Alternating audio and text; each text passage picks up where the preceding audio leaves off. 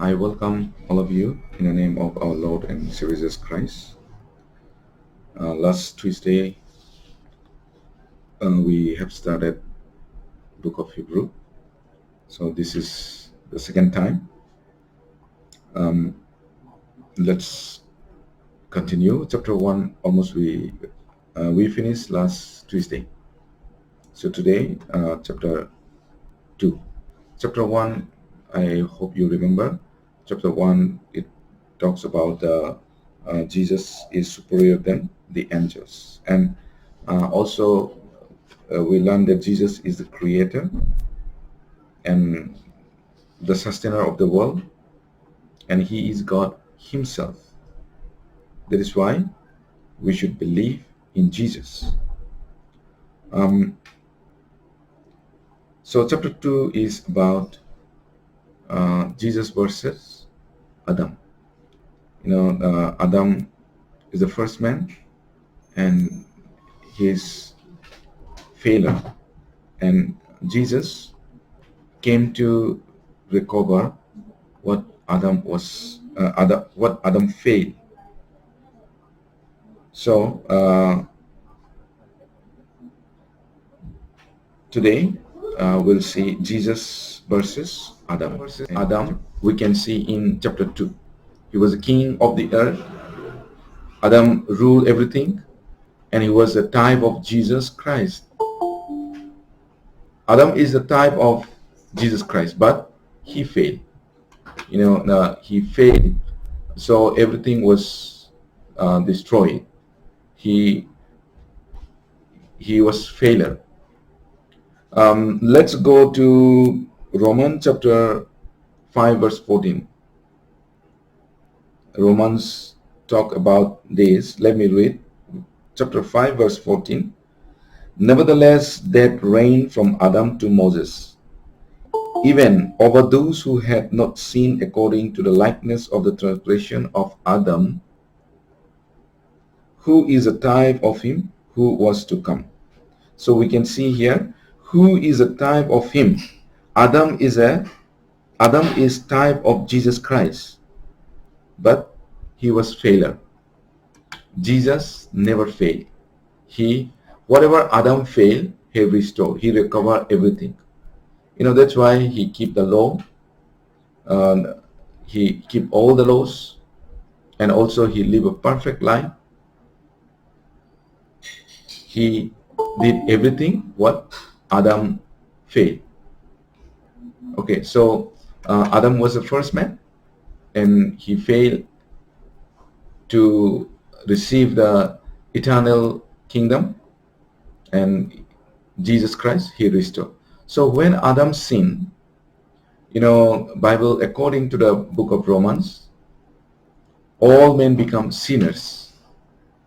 Through one man, all men become sinners, and because of that sin, God's image was destroyed. As we know, Adam, the first man, was created in the image of God. That means we are spiritually connected with God. We can, our spirit can live together with God. But because of the sin, we are separated from God. So the image which we have in us, in human beings, that was destroyed. And then we know that the Bible tells us that the earth was cursed, and Adam's sovereignty was lost. He could not control anymore. He's not sovereignty anymore. So first man Adam failed, but the last man Jesus recovered, which Adam failed. First Corinthians. Let's go to First Corinthians chapter 15 verse 45. If anyone can read. First Corinthians chapter 15 verse 45. 45. Yes. First Corinthians chapter 15 verse 45. And so it is written, the first man Adam became a living being, the last Adam became a life-giving spirit. Yeah, thank you, brother. So what do we see here? The first man, Adam, became a living being. There's the first man, Adam. The last Adam became a life-giving spirit. So who is the last Adam? Last Adam is Jesus Christ. So he became a life-giving spirit. Means he, through Jesus Christ, our life, our spirit can live again, which was dead because of the sin. So Romans chapter 5 verse 12 also say that just as through one man sin entered into the world, and that through sin, and thus that spread to all men because all sin. That's what there it says. So through one man sin entered into this world, and because of that sin, men die, and also because of that sin we are separated because of that sin. So once again, first man Adam failed, but Jesus came as a human to restore everything what was failure, what was destroyed. He came to restore again. Jesus recovered again the image of God, and all the sovereignty was returned back to the human being through Jesus Christ. Jesus will change everyone's destiny. Now, whoever believes in Jesus, actually they change their destiny. So, Hebrew chapter 2, now let's go to verse 5. Let's go back there, chapter 2, verse 4 and 5. Let me read. God also bearing witness both with signs and wonders, with various miracles and gifts of the Holy Spirit, according to his own will.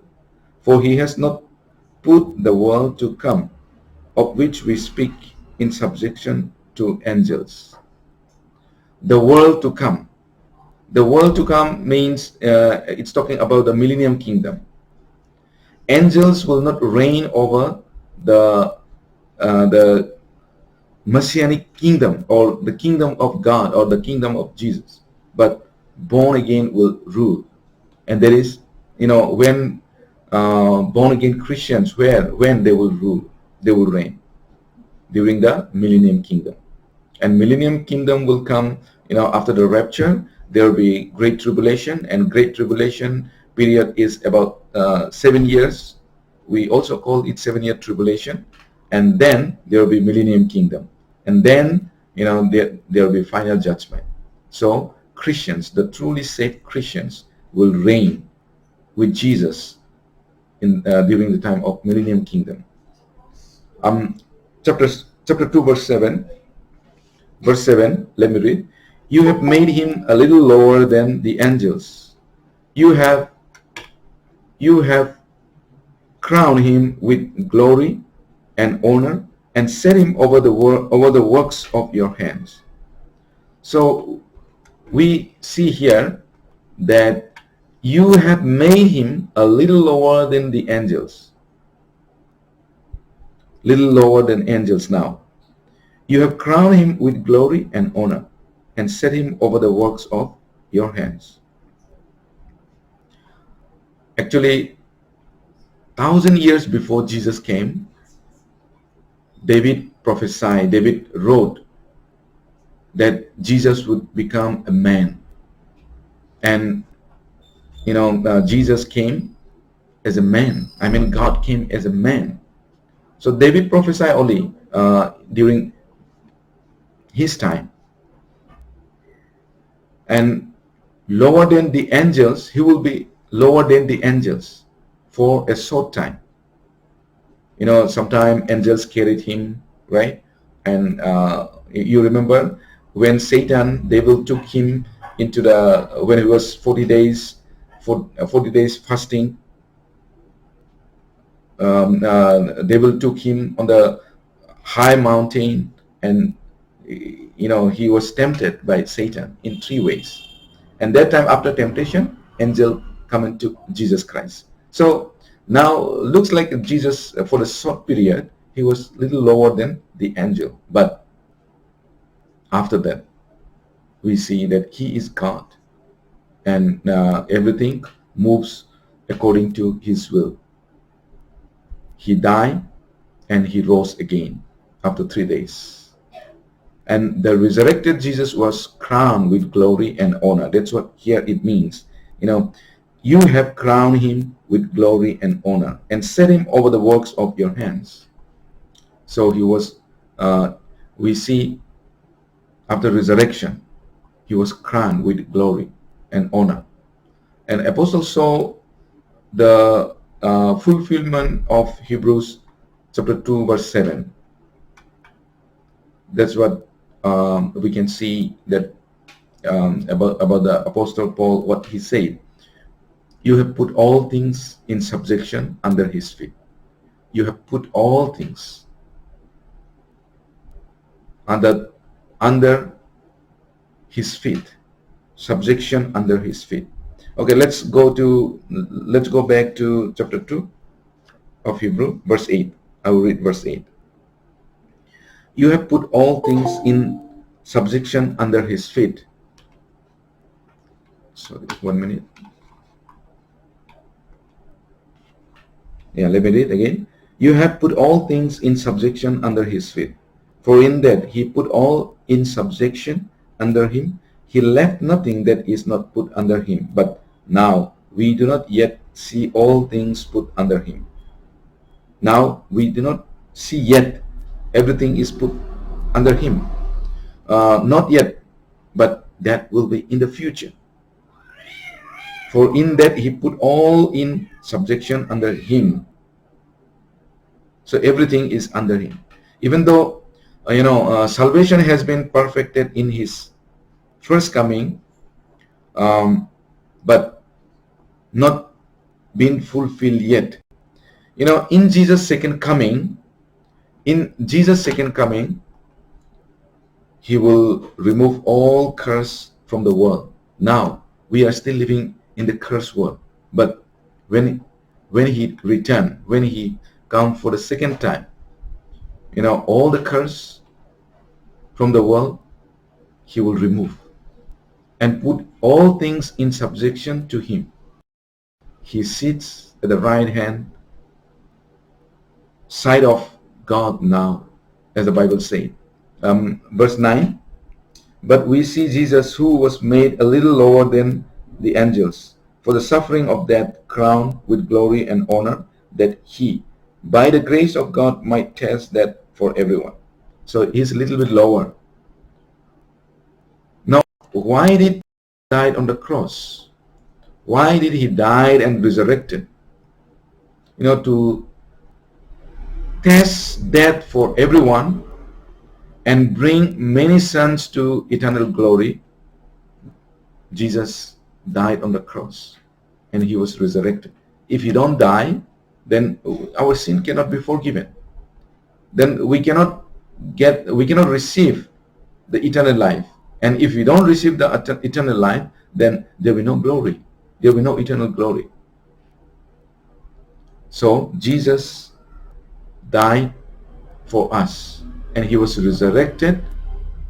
He died to taste the death for everyone and bring many sons to eternal glory.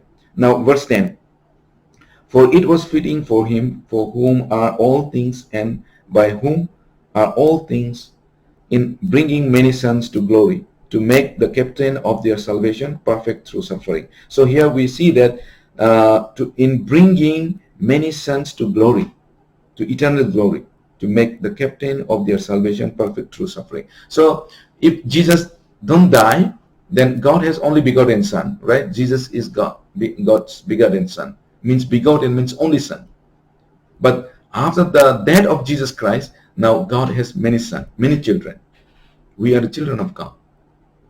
So we are children of God. So in order to make us God's children, he died on the cross. And after 3 days, he was resurrected in order to prove that he is God, he is Messiah, he is a Christ. Now, let's go to chapter 3. Chapter 3 is about Jesus and Moses. Okay, chapter 3, verse 3. Let me read. For this one has been counted worthy of more glory than Moses, inasmuch as he who built the house has more honor than the house. Um, the Here we see that this one has been counted worthy of more glory than Moses. He who built the house has more honor than the house. Um, Moses was, we know, servant, as I mentioned before also. He's a servant and faithful servant. Where? In the house of God. In the Old Testament time, he was servant, faithful servant in the house of God. But Jesus is son over his own house. So he is the owner, right? He is the owner of the house. Moses is servant who works for the owner. Okay, verse 5 and 6. And Moses indeed was faithful in all his house as a servant, for a testimony of those things which would be spoken afterward. But Christ as a son over his own house, whose house we are if we hold fast the confidence and the rejoicing of the hope firm to the end. Moses is a servant, faithful servant. Moses delivered Israelites out of Egypt. God commanded to bring his children to bring them out from Egypt. So what Moses does, that was the shadow of Jesus Christ.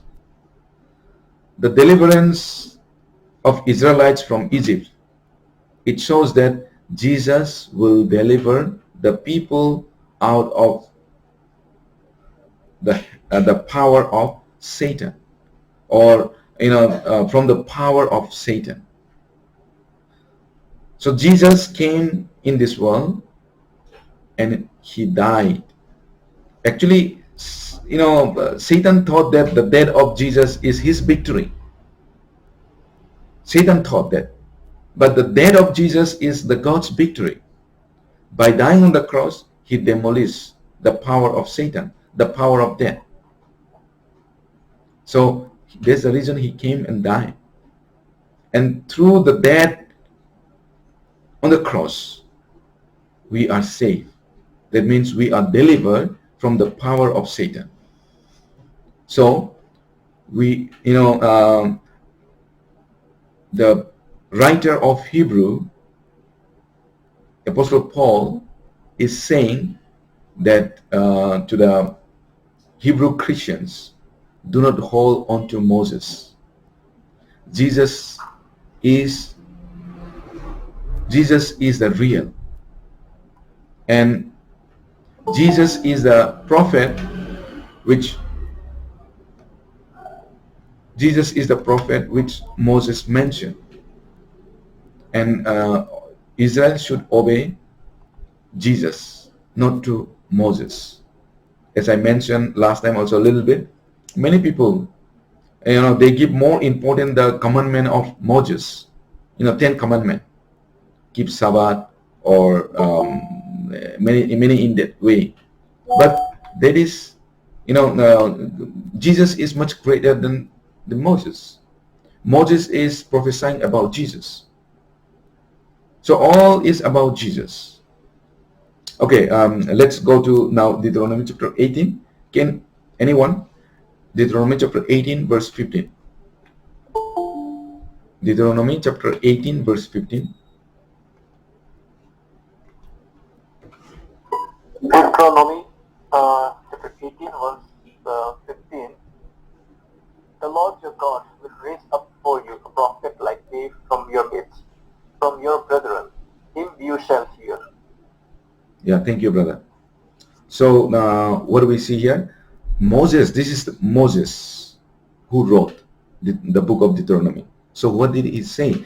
the Lord your God will raise up for you a prophet like me. So the Lord will raise up prophet like me from your midst, from your brethren, whom you shall hear. So him you shall hear.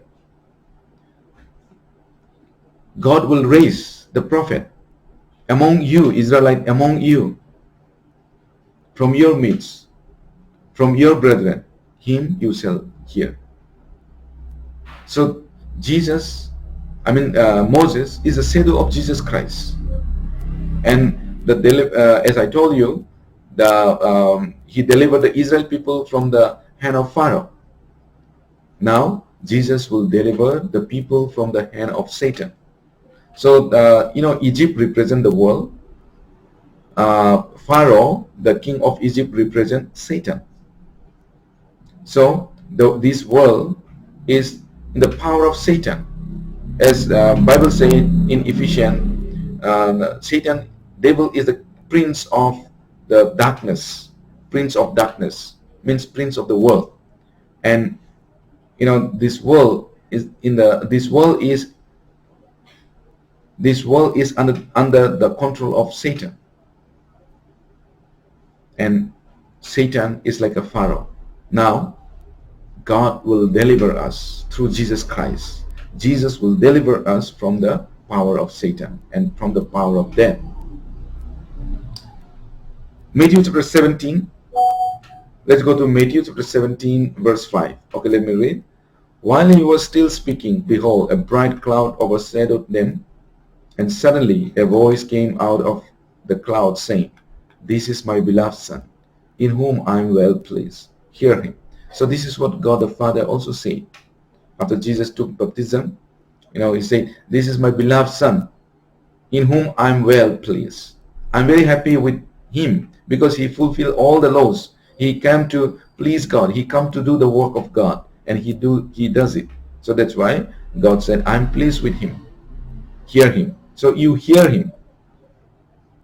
So we need to hear the word of Jesus, and we need to obey the word of Jesus. Of course, not just hearing, we have to obey. This is what chapter 3 talks about. Now let's go to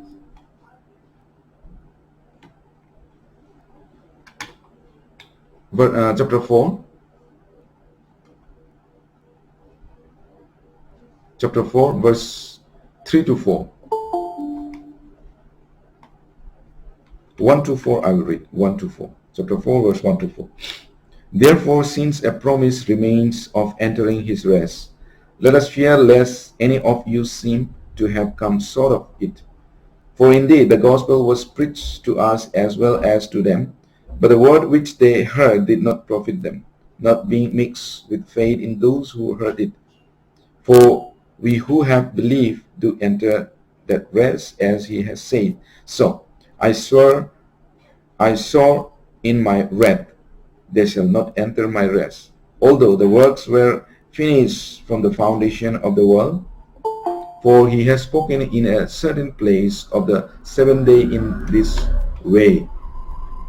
And God rested on the seventh day from all his works. Okay. Now, here chapter 4 is about comparing, let's say, Jesus versus Joshua. As we know, after Moses' death, Joshua led the Israel people to enter into the promised land, the Canaan.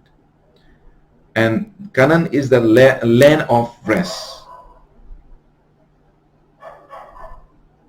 But that was not true rest, actually.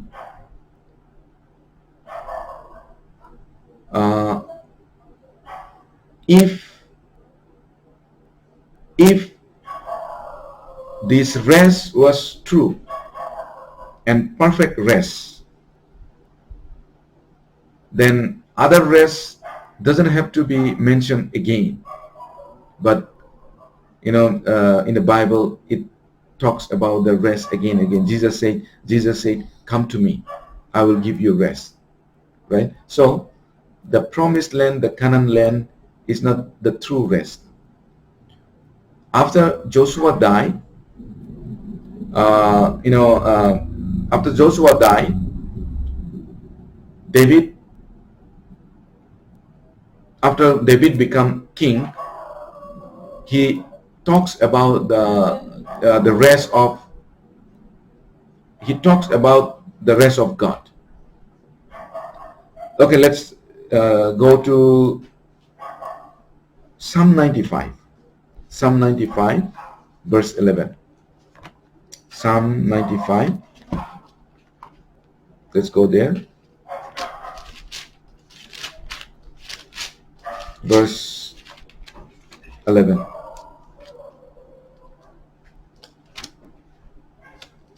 Okay, I'll read for you. So I swore in my wrath, they shall not enter my rest. I swore in my wrath, they shall not enter my rest. The rest Joshua gave is not true rest. It is only a shadow. The true rest is given only by Jesus Christ, which is true, and that is the rest of our spirit, eternal rest. So we read in Hebrews chapter 4, especially verse 3 and 4, it is mentioned. And verse 4 again, let me read again. For he has spoken in a certain place of the seventh day in this way, and God rested on the seventh day from all his works. Okay, so now here we know God rested on seventh day. God created the world for 6 days and took rest on seventh day. That's what Genesis also talk about, right? But we have to remember that the moment Adam disobeyed, God could not rest anymore. Why? Because his works was destroyed again by committing sin. The sin of man, the sin of man broke the rest of man. So there's no rest. And that's why, God also cannot rest. Because the purpose why God created man is to be with us, to take us with him. But now because of sin, man cannot be with him anymore. So now how can he rest? Suppose you do something work and let's say you finish, but your child went and destroyed it. Can you just rest? Can you just take rest?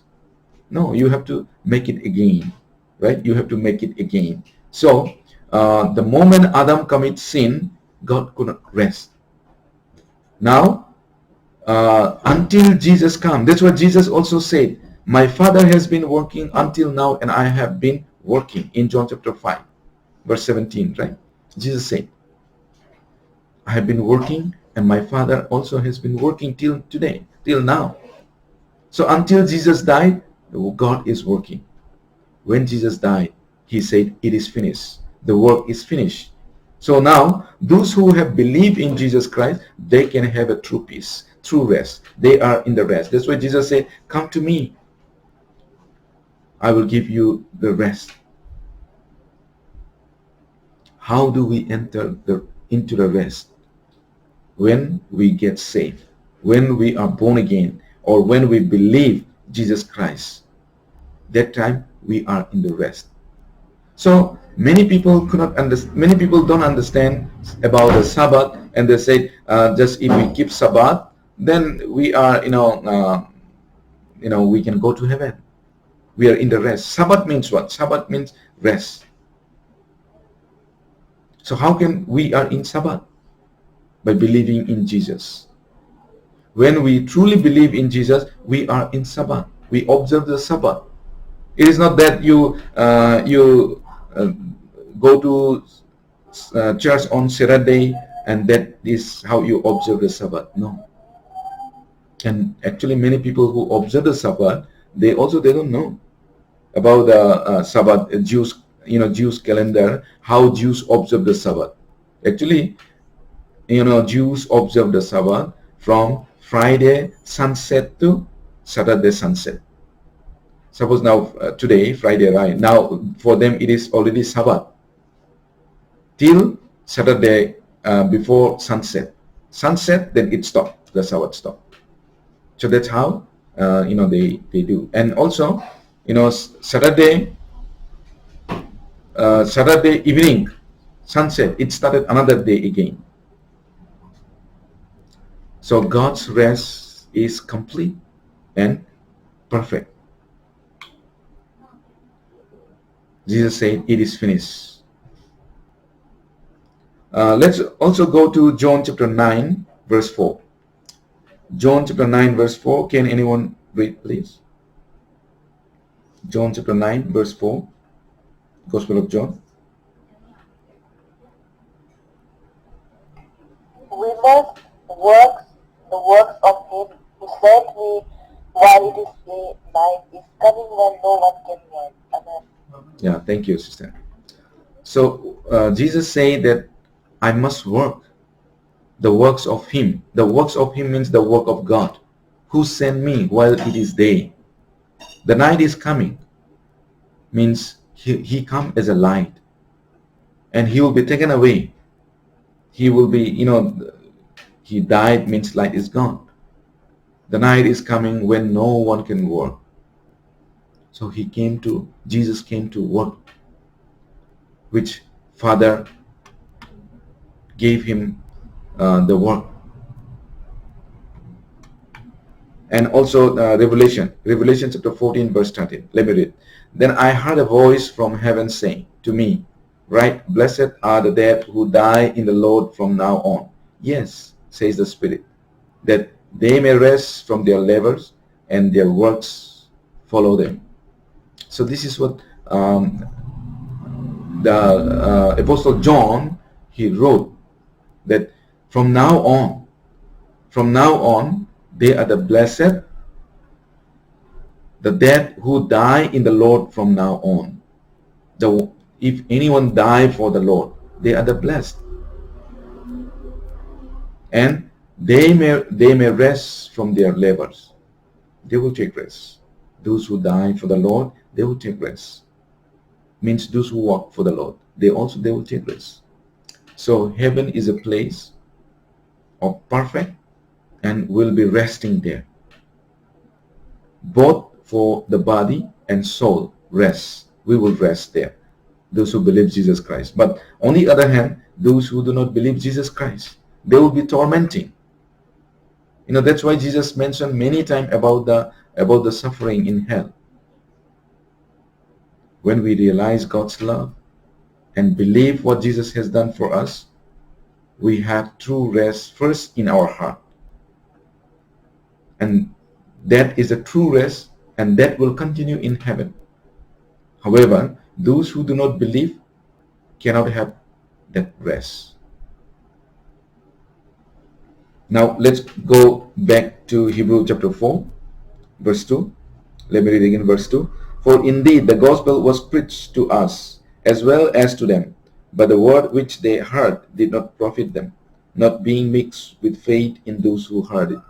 So some people, they hear the word of God, but nothing profit them, because their heart is not open, their heart is hardened. So they could not take it. You remember the story about the sowing the seed. Some seed falls on the ground, on the roadside, on the stony and on the thorny place, and some are in good ground. And only good ground, which seed fell on the good ground, only that seed, bear the fruits. That means only that seed could grow, and that seed represent the truly saved people. Others looks like, in the beginning it may sprout, but later it die. So some people are like this. They looks like a Christians, but as time goes, they are just like outwardly Christians, but not truly Christians. So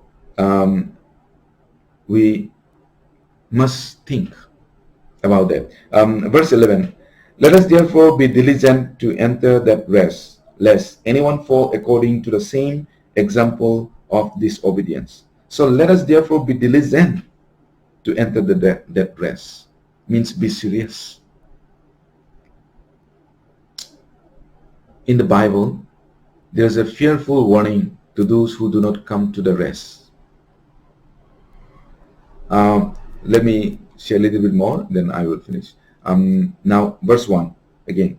Therefore, since a promise remains of entering his rest, let us fear lest any of you sin to have come short of it. So we should fear. We should be very serious about that. So this is a warning. And also verse 6 to 9, since therefore it remains that some must enter it, and those to whom it was first preached did not enter because of disobedience. So they are preached the same word, but because of disobedience, they don't enter. They're not serious about that. Again, he designates a certain day, saying in David, today, after such a long time as it has been said, today, if you will hear his voice, do not harden your hearts. For if Joshua had given them rest, then he would not afterward have spoken of another day. There remains therefore a rest for the people of God. So, do not harden your hearts. Do not harden your hearts. Many people harden their hearts. Even though, that's why they could not be saved. They go church, they read the Bible, they listen, but they harden. So there are many, they looks like a Christians, but their heart is hardened. Today means what? Today. Here it says today. Right? Today, after such a long time. Today means when salvation is preached to you through Jesus, don't harden your heart. Many people, they harden their heart. Many Jews couldn't enter the promised land into Canaan. Why? Because of their unbelief. And now, that is like a shadow. How many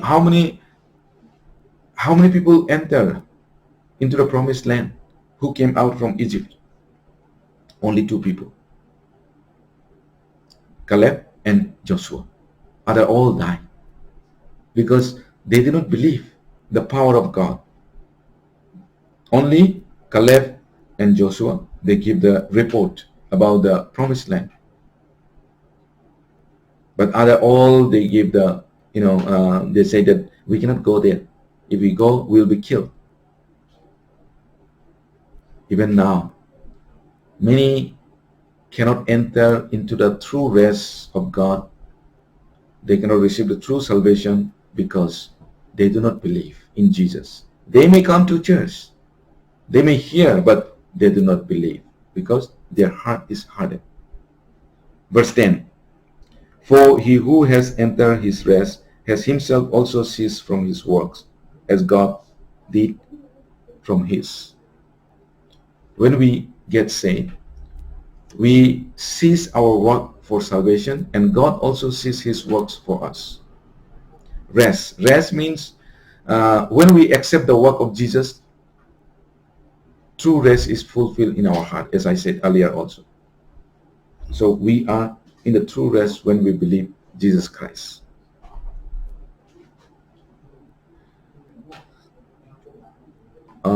I think almost time, so it's time, so I will finish here. We'll continue